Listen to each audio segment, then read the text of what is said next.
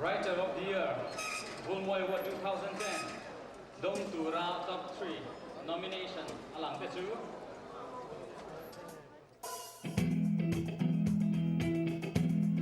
Laudin Thararate.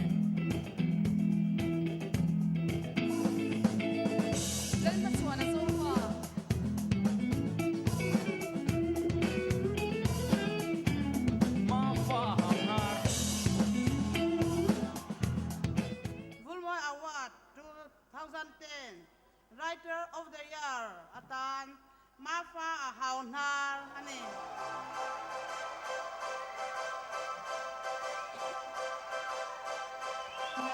tu naya vaina vartian tang ringot pokhan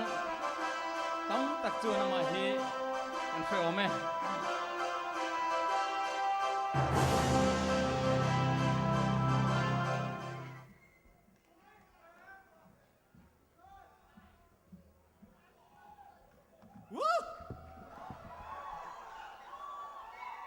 Mizo kan nia long kan limang chu tiru hewat tel tur hewat dong tura me an kau so khan veng kha fuala mai thai fa pa nei chun lal ina zuno pui chang tura an kau chua ang dewa kai ngaya ka cha ke me ma se kai in sit box ya ne ma se men khang tu me pui ten I tlinge min ti chuan mi ngai dan chu kan lak jok tur rin ka ria chuang chuan lom takin ka donga awat huai hot tu tele chete tal po tha hrui lo tho tu zong zong te chunga lom thu ka soya yen za vai chunga lom thu ka soya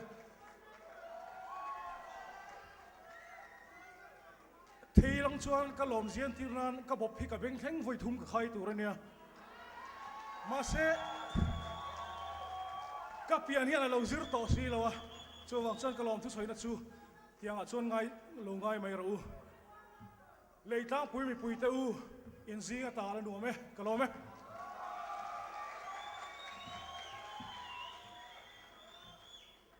Keni pon zol ko pui pa te tlangwal te in bula om nuam kan ti